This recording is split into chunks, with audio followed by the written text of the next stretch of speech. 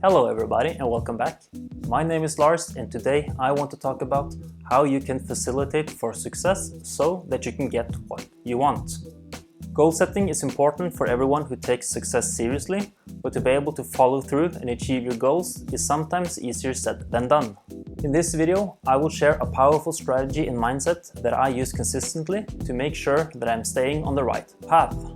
So if you want to learn more about how to ensure that you're sticking to the self-imposed commitments that are your goals, then keep watching.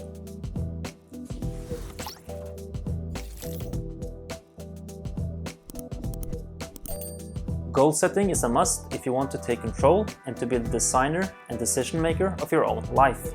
If you don't really know what you want to accomplish, then you are basically walking in the dark. And it will be very difficult to follow through and to accomplish it if you don't know where you need to go. You might be lucky and stumble upon what you want, but you're not really increasing your chances. However, goal setting in and of itself is not without downsides.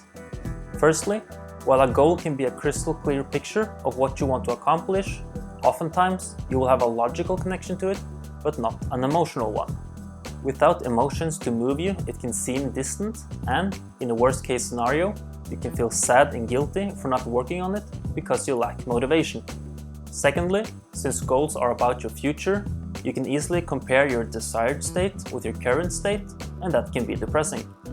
Goal setting can create a feeling of unhappiness because when you have a crystal clear picture of what you want in the future, you become painfully aware of not having it now, and that can be discouraging. Thirdly, goals in and of themselves only describes the end results, and not the day-to-day choices and milestones that you need to face in order to reach it. To overcome these inconveniences, I need to ensure that I have a practical day-to-day reminder that both keeps me on track and that gives me small wins to stay encouraged. To do this, I use a specific mindset and strategy, and I find it a lot easier to understand the core idea and message of it if I make it into a named concept. This one is named intention. Now, by intention, I mean something more than just intending to do something. I call this both a strategy and a mindset because, if used strategically and consciously, having this concept in mind will strongly increase your chances of reaching your goals. Let me explain why. The way intention works is that it becomes a framework for supporting your goals by giving your day-to-day life a clear direction and an extra mental boost to stick to that direction. If you're serious about your goals, then your goals are also your personal commitments, and having an intention is a really good way to keep those commitments. Let's look at it this way. Imagine a circle, and in the middle of that circle is you. The line of the circle itself represents all the possible end results or outcomes, and the whole area within the circle is everything that you can do and everything that can happen to you that takes you in a specific direction. At the top of the circle is your goal, meaning that if you go in any other direction, you are moving away from your goal and are at risk of ending up with a different outcome. What you want to do is to move in the direction of your goal. And if you're drifting away from that direction, you need to navigate yourself back on track. As it is very difficult to stay right on track consistently, it's good enough if you at least stay in the general direction of your goal. That way, even if you don't reach your goal, you are at least in the same ballpark and can reap some of the benefits. And that's okay. You don't need to get it right on the target every time. In general, I find it way more satisfying and motivating to strive for progression, not perfection. And as you are doing this consistently, you are also building habits that will make it easier for you to get it right in the future. Now, let's put this into context with a more concrete example. Let's say I wanted to create a new evening and morning routine where I go to bed at 6 p.m. in the evening and get up at 6 a.m. in the morning. This is my goal. I want this to become a consistent behavior.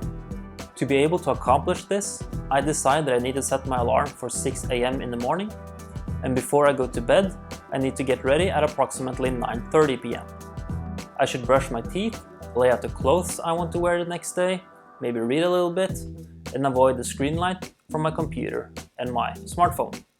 Now, my goal and these reference points will make out the general framework that will lead me in the right direction, but there will be things that can happen that will distract me from this.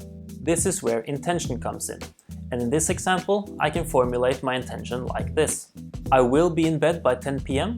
and if other people or temptations tries to keep me up, then I will say no, and I will remind myself that I made this commitment to make a better life for myself.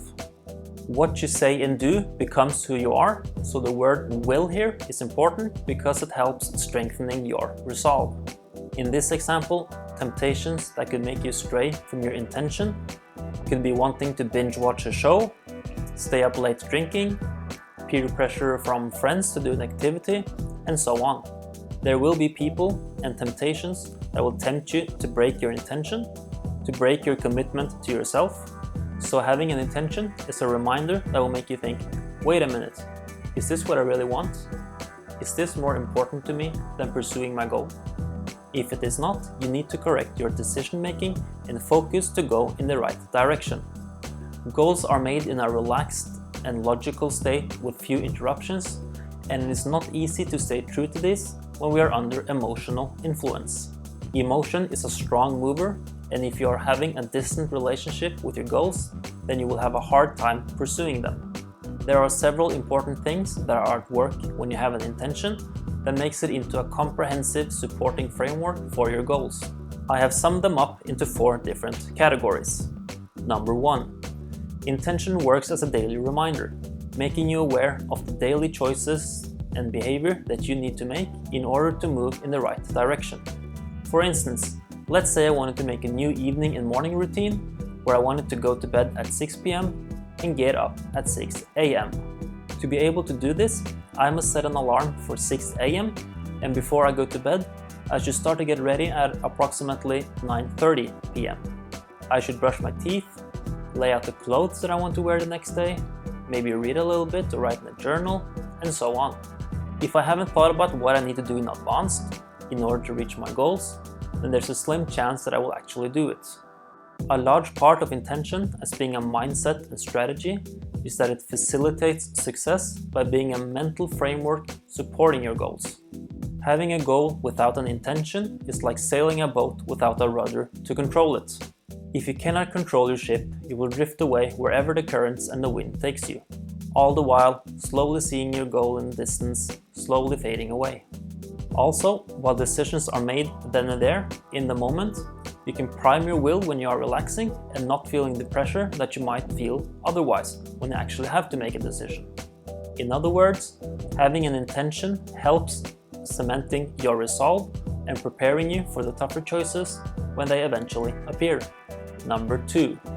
Intention provides milestones and small everyday wins that are stepping stones navigating towards your goal. Intention is meant to keep you from drifting away from your goals, and to do that you need milestones to aim for. Now, I am a big fan of all kinds of progression. Every little step is a win, as it means that things are going forward and that I am one step further today than what I was yesterday. There is a lot of power in baby steps, because progression means change. It is a change in the world, and it is a change in you. And as long as you're moving forward, you will eventually and inevitably reach your goal. Number 3. Intention creates awareness of the boundaries that you need to set for others. When working on your goals, other people will want both your time and your attention. And if that ends up dragging you away from your goals, if it is in conflict with your intention, then you need to be able to identify this and to say no. You need to redirect yourself back on course if needed. This is important because what you do in day-to-day life is the behavior that you are training for. And what you do is what life itself amounts to. It also sets expectations, and you want to teach others what you are okay with and what you are not okay with. You need to prioritize, and you need to be able to communicate this to those that want you to do something else. There is a quote from the Roman Stoic philosopher Seneca that I find really interesting and relevant to this point, so I want to read it to you.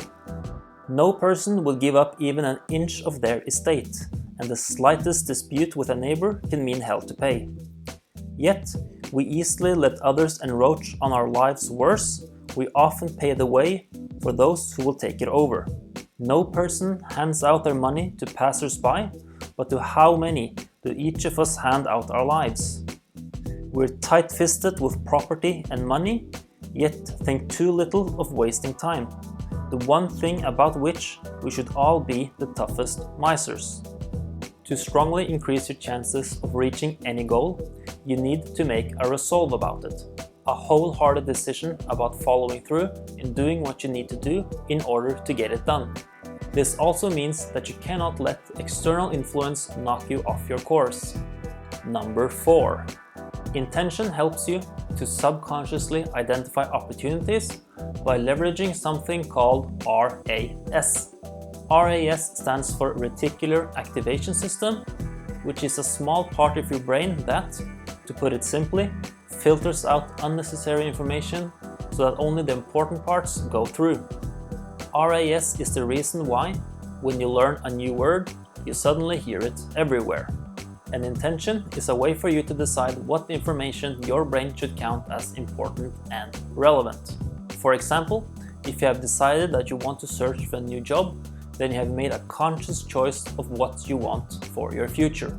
RAS will accommodate this by making you aware of anything that can help you accomplish this.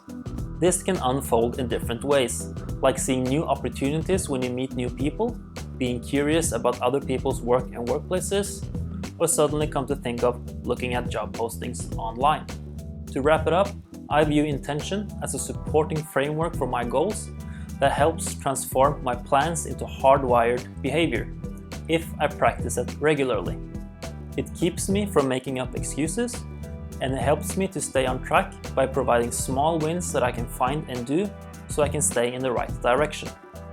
The late entrepreneur and motivational speaker Jim Rohn once said that you should have good ideas and plans for your health, for work, for your day, for your marriage, and so on.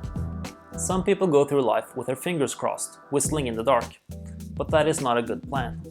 Then you will be like the ship without a rudder. You will drift away wherever circumstance takes you. You need a better plan than that. And if you want to succeed, you need to follow through with your plans. All day, every day, one step at a time. And that's it for today. If you want more content like this, then please like, comment, and subscribe. And be sure to tap that bell to be notified of future updates. Thank you so much for watching, and I will see you soon.